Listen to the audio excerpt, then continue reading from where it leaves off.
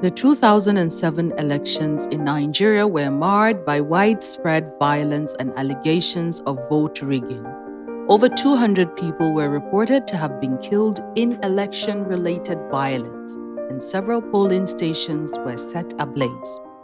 In 2011, elections were also characterized by violence, particularly in the northern parts of the country. Following the announcement of the presidential results, violence erupted in some northern states, leading to the deaths of hundreds of people. The violence was mostly attributed to ethnic and religious tensions, as well as political rivalries. In 2015, the general elections also had pockets of violence. The Boko Haram insurgency in the northeast of the country disrupted voting in several areas, and there were also reports of clashes between rival political parties in some states. In 2019, the elections were also marked by violence and irregularities. There were also reports of vote buying, ballot box snatching, and attacks on polling stations. The violence was particularly pronounced in some states in the south, where there were reports of clashes between rival political groups. The causes of electoral violence in Nigeria are multifaceted and complex, including ethnic and religious tensions, poverty, corruption, and a lack of trust in electoral institutions. The consequences of such violence are severe, including loss of life, destruction of property, and a general sense of insecurity and instability. To prevent electoral violence in the upcoming elections, it is crucial to address the underlying causes and strengthen the institutions responsible for ensuring free and fair elections in Nigeria. My name is Mariam Bukar Hassan, known as Alhan Islam. I am a poet, the curator of Truemyvoice, and the campaign coordinator for Change.org in Nigeria. It is very important as people that God has blessed with the gift of words to partake and participate in critical issues of advocacy in the country for the betterment of the people and the country. And it is for that reason that we, the storytellers at Truemyvoice, have decided to come together to lend our voice in saying no to electoral violence, because Nigeria is still our own.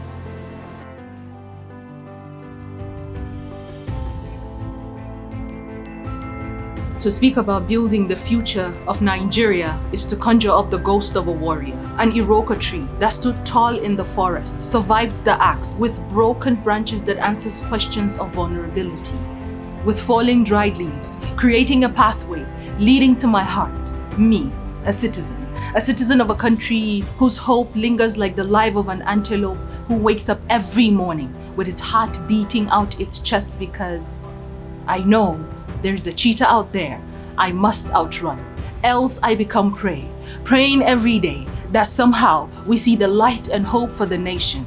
To speak about building the future of Nigeria is to recall handshakes between the Princess Alexandra and Sir Tafawa Balewa in 1960 that held promises of generations, aspirations of what it is for a dream to come true, an answered prayer. To speak about building the future of Nigeria is to revisit the words of Sir Nnamdi Azikiwe in 1959, where he said, "For 25 years of my life, I have fought for the freedom of Nigeria.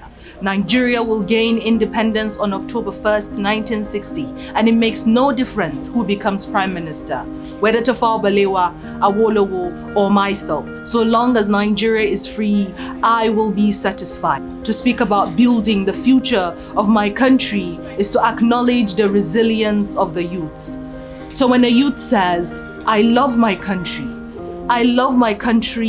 but," because words signifying doubt yet serving as a seal to conviction like, "But I forgive my kinsmen, and for my country I will represent."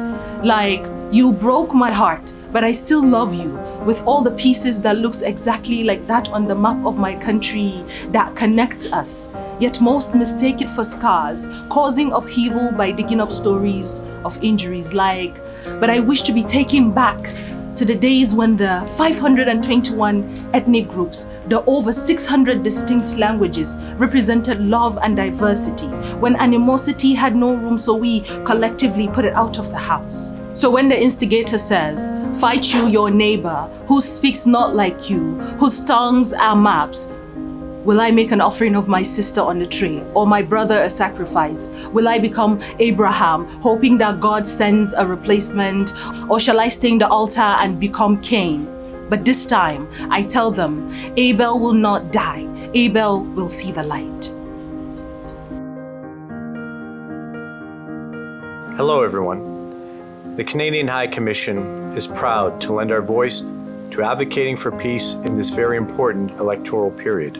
As we all know, this week, Nigeria will undergo its general elections, representing a pivotal moment for the country's democratic process.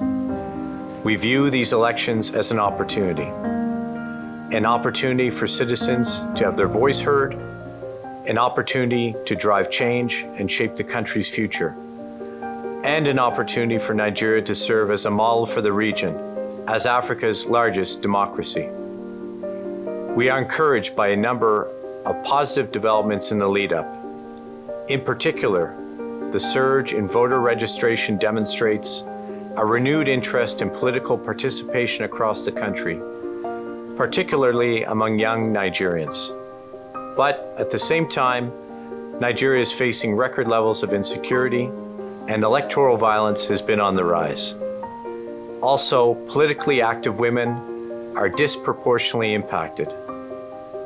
In this context, promoting inclusive governance, peace, and democracy are key priorities for Canada. We are proud to partner with the Truemyvoice initiative to support broader efforts of Nigerian poets and storytellers in advocating for peace, pluralism, and unity in the context of Nigeria's electoral period. We will continue to support those working to advance these priorities in Nigeria and around the world. I would like to conclude by making a call to all parties across Nigeria to refrain from violence before, during, and after the elections. This is essential for Nigeria's stability and democracy itself. When the man dies, will the autopsy say he was a Christian? If our bodies are the temple of God, am I less a house of worship because I am Muslim? A graveyard full of oxygen is how death demands breathing space. Last week, policeman told a boy freeze. He became a cold room. Where I come from, we are a quit notice away from becoming vacant bodies. My people share a boundary with the afterlife. My father says, a name is a holy thing. As if you say it long enough, your tongue could curl into a shrine. But I tell him, a name is also a prophecy. For how else can you explain why a country named after a river could watch the blood of her people flow? Asaba Massacre 1967, Bakolori Massacre 1980, Boko Haram Uprising 2009, Owo Massacre 2022. Death is not the only natural disaster here. For what does an election have in common with an earthquake? They end in a landslide. We have been told more promises than the Holy Book, embarked on more journeys than the Israelites took. So when they promise you Christmas today, know that tomorrow, Herod will call for the slaughter of every male child. It is a taboo to dream here. How do you sleepwalk in a country where every day is a living nightmare? The search for a white-collar job could leave you knotting a noose around your neck. At the body language of an ex, everything is falling down the pecking order. But is this all there is to us? Scorched earth and zombie invasion. If we dig deeper beneath the earth of our fatherland, would we be able to excavate enough survivor stories from their rotting teeth? September 30th, 1960, Independence Day Eve, USA 1994, Rashidi Yekini scores our first World Cup goal. What else is more magic? and a nation torn apart by tribes, brought together by a football celebration. What else is more magic? And hands at once held grief at their fingertips, snapping at a punchline I once heard. That's why hell burns for so long. It's because the human spirit is indestructible. I believe in the science of shifting skies enough to know that rain is not the clouds' last parade. There are rainbows in our bellies yet unborn, with colors like none the world has ever seen. In 1978, my great-granduncle, Ben Odiase, composed the national anthem. He once told me, at the funeral dirge is just a few lyrics short of a victory song. And every day since, I have lived my life like the missing words. My name is Dr. Amina Aminu Dorei, and I'm the Country Director for Pathfinder International in Nigeria. I say no to election violence. Nigeria is a growing economy. It's a very promising economy, especially for the young people. And I think that election violence has the tendency to impact on that potential. Election violence can, affect the human capital development. It can affect almost all the sectors in Nigeria, including the tourism industry. There won't be faith in the safety and security of investors. It also has the potential of impacting on the overall well-being of men, women, communities, and especially have an impact on also youth participation and women participation, because once people feel unsafe when they come to vote, will affect their power to actually exercise their voting rights. So I definitely say no to election violence. Keep safe during this period. Vote for your conscience and make sure that we're all together to improve and make the country a better place for all of us. Thank you. This is home. This is our source. This is the story we want to tell.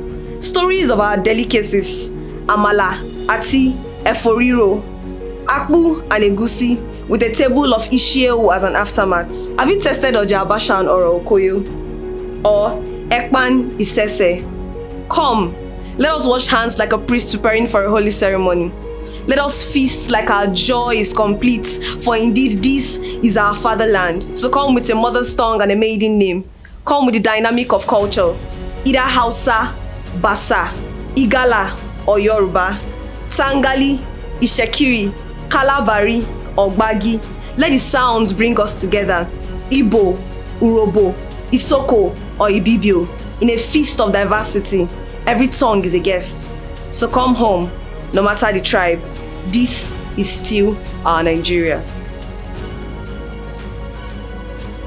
Bismillah, alhamdulillah, wa salatu wa salam ala Rasulullah. Alhamdulillah, our dear nation, Nigeria is on the verge of holding another election in the next couple of days. And one thing I want to say is, for any candidate that you might have selected, or you might have the choice to want to go to the polls and hopefully vote for, I urge you that regardless of who you have in your heart that you want to be the leader of this nation, do not make that as your sole ambition or your sole goal when you go to the polls.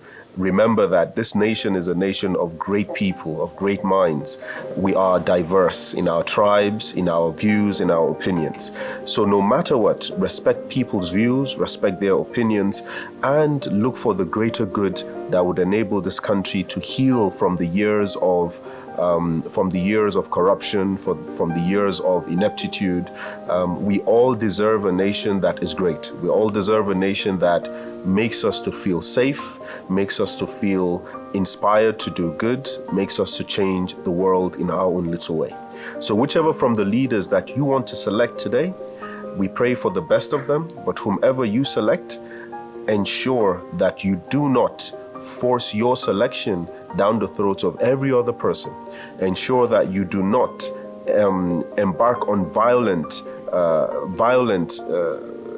issue, you do not embark on any form of violence in order to promote the person that you want to be a leader.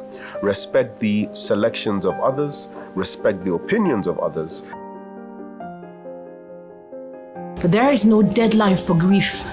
Neither is there a manual to tell a man how long to hold his grudge. There is no deadline for grief, because some of us are still searching for kindness.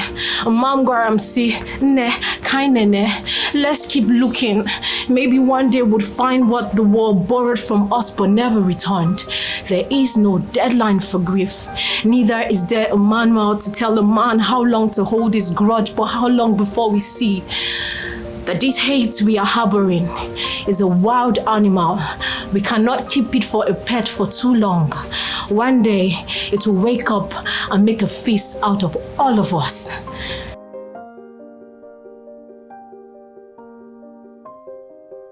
My name is Hadiza Hassan. I'm the creative director of Minimal Concepts, and I say no to electoral violence.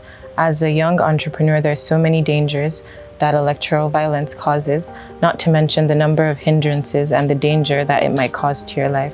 Please endeavor to stay safe during this election period. Thank you. It is driving me crazy, so I might just get a gun soon. But if we all get guns, then we all might be gone soon. I have heard tales of chaos and wars, stories that touch even a dead man's soul, and I wonder if peace will come thereafter. I wonder if life comes before death, or we're dying so we'd leave. I wonder if peace comes before wars, or we're fighting wars to live in peace. I wonder, as I listen to tales of whole families slain, and rumors of towns filled with bloodstains, I wonder why humanity will strangle itself with its own hands and hang its children on the rope of hatred it has weaved with ethnicity and religion standing as hangmen. I have cried to the heavens, but it seems that our gods have been slain too. And now the earth has had enough of the poor man's blood. These days it regurgitates it even, for it thirsts for the blood of these bloodthirsty politicians. So, if they offer us guns to rid the polls, we will go. But only if their pizza-eating sons will lead the way. And if they send us money instead, we will know. We'll send them letters in black envelopes and watch their sentences turn into pestilence. Then, with the strength of every youth, we will vote in the kind of peace that annoys. And if they decide to rig the elections and not count our votes, we will come again another day and vote another day. The doom that took my brother's chest into a tomb had this kind of bloom that only seek to consume young boys.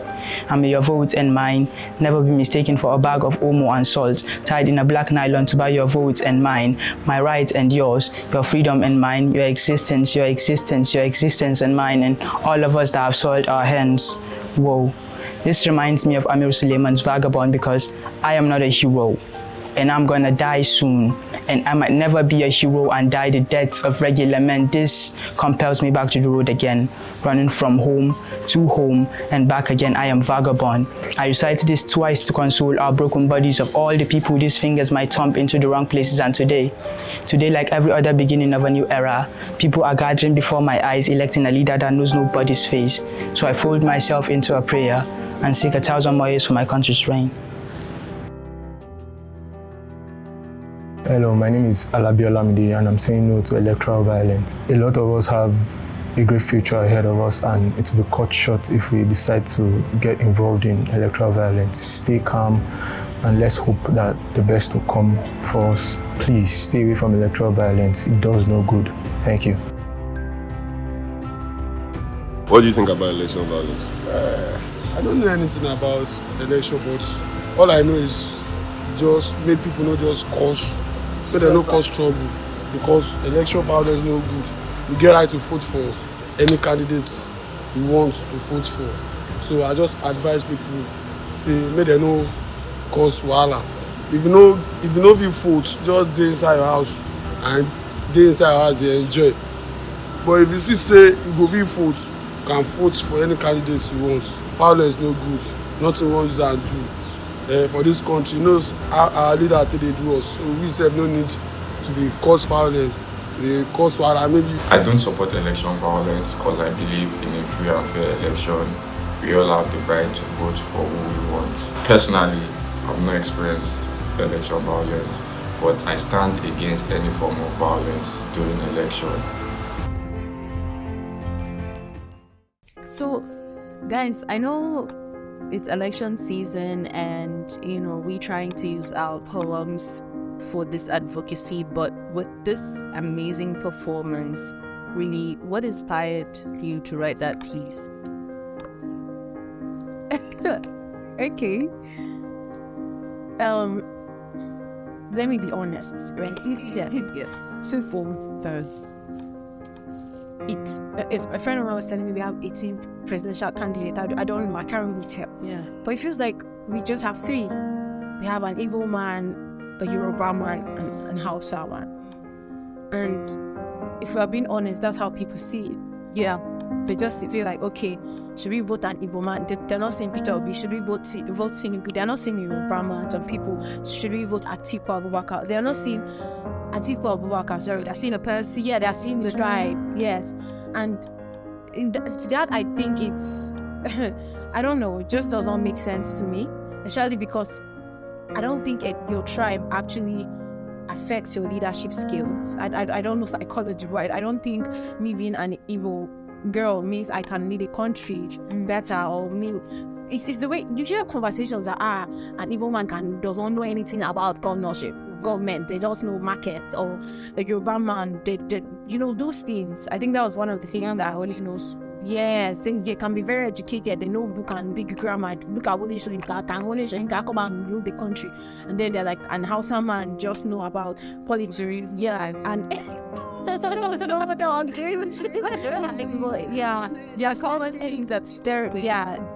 certain stereotypes, and we just these expectations people play into them, and all of that. I think that was one of the reasons I had to. For me, I saw that beyond this tribe thing, right? If we're being honest, it goes beyond just the surface. Before there's a poet, a South African poet, that said, before we can, make up, we have to actually talk about the problem. Don't just tell me to forgive you or forgive me. Let's actually have conversation about the issue. And I know that the thing about our country, this division, it's more than just a white guy saying, okay, these guys should come together, and we feel, you shouldn't have joined us together. No, some things happened. We are scarred, and we should. You would think, as a line said, there is no deadline for grief. You would think some people have moved past that, but they haven't really. They haven't. Absolutely. Sounds true, the shallows. What inspired my piece was more or less, I was trying to look at my country and all the bad things people are saying about the country. And I realized that in order to be a paragon for change, you have to look inwards first. That was why I was able to collect it to where my great-grand-uncle composed the national anthem. And I felt that picking from that point of where I'm coming from, how have they put in work to change the country? Looking at that inspires me to be just like them. And I feel like if we all on our own go back and look at how their cultural background has a role to play in nationhood, they would tend to be much more involved in things that concerns their country.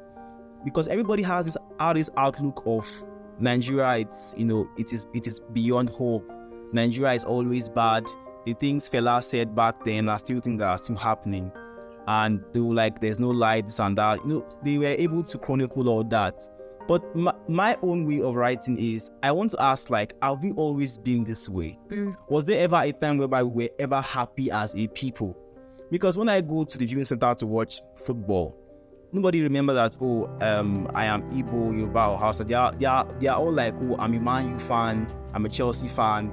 When we have the World Cup, for example, or AFCON, everybody is all supporting the Nigerian team. So when the team scores a goal, we forget that in that same team we have the Hausa, we have the Igbo, we have people from different tribes of Nigeria who work to achieve that goal. And right there in the viewing center, we always shout. You see, sometimes we even hug ourselves and forget that we are not from. So I wanted to conjure up that feeling when I perform my poem and use that to inspire people that will be able to listen to it.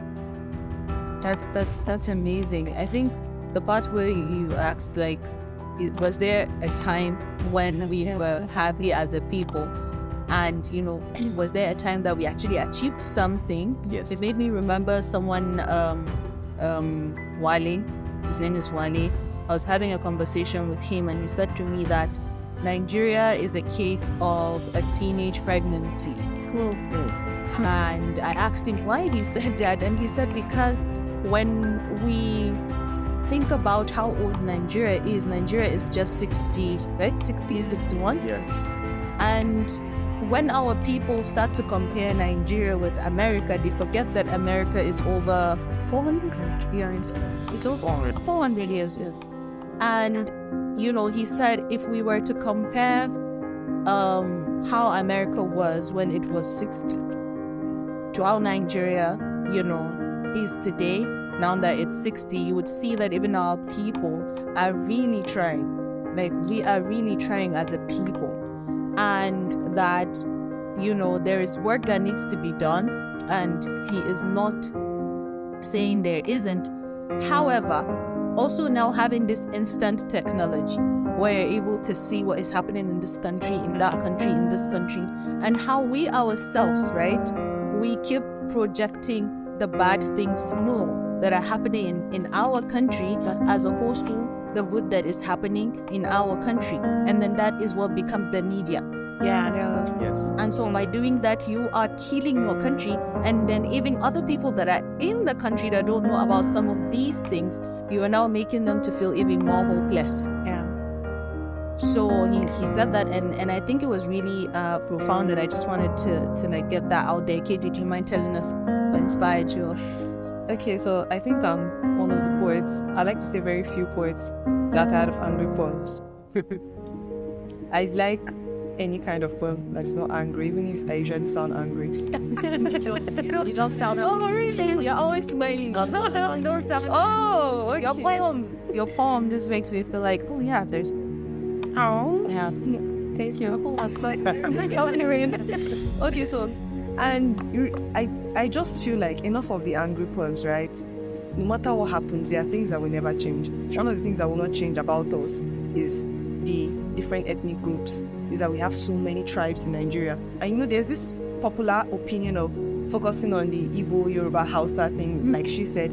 There's that popular thing. That was the reason I just looked out for other tribes. At least there's Igala somewhere, there's Kalabari, there's Tangali, there's Bagi somewhere. Come on, can we just give those people some audience? Yeah. That was why I brought in their food, their meal too. I'm tired of it. In as much as I still mentioned Abu, because of course popular opinion is still what some people sound to hear. Yeah. Exactly. So in general, you can give people, you can tell people what they want to hear and then inform them alongside. So in as much as you've tasted Akum, have you tasted Ojabasha? Have you tasted, like, there are other meals you can actually have in Nigeria? And I think Nigerian restaurant should adopt that. Let's go to a restaurant and eat groundnut soup. I don't want to just go to the north and then I'll not be looking for somebody that can cook the groundnut soup. So I think that's the reason I brought in with the instruments too, the tambourine and all of that. We used that a lot when I was in secondary school. And our principal used to always say, they are very African. She's Nigerian, but then she spent a good time of her life in Ghana, so she had a little bit of their accent. And we made sure to use gong, pot drums, and all of that. So I think it was a Catholic school, so Catholics have the habit of using pot drums and tambourines and all of that still. So we used all of that. So after school, I've not seen much of those kind of instruments. And then it's still one of the things that wouldn't change. I feel like it won't change no matter how technological we become. There will still be these things and all of that. There will still be different tribes, there will still be different meal, and then there will still be different instruments. Guys, thank you so much for lending your voice as you always do. Thank you to poets generally. I would love for us to actually maybe share the poem that was written by the members. We would share that piece. And also, Psalmist, do you want to speak a little to the petition that we started? We started a petition to advocate for no violence during the coming elections. And it's not just on the side of the government, but we also have the NGOs, the citizens, the electorate, the electoral bodies as well, they have a role to play in ensuring that the election goes free and fair. Because at the end of the day, we are the ones that will suffer from the losses when they happen. So it is very, very pertinent that even though at the end of the day, who I want to win does not eventually win, I should be able to understand that in the long run, for the collective good of the country, we have to still come together and contribute our quota to nation building. Absolutely. And we would also you'd be seeing the link to this petition. So please go ahead and sign this petition, lend your voice. We started this petition on change.org. And yeah, so thank you so much. And I do pray that you stay safe and have a good election. Say no to election violence. Say no to election violence. The election we want. An election where Nigeria becomes better for you and I. A prayer sandwiched between anger and desire, where voices of all can be heard and every vote counts in the final word. A peaceful election that is hitch-free, where souls don't scurry about in search of their bloodied shells. An election where hearts bruised will find healing again. An election where our rights aren't trampled upon like dust but protected like pure gold. Let's listen to the sorrowful music of centuries and rise above selling our votes.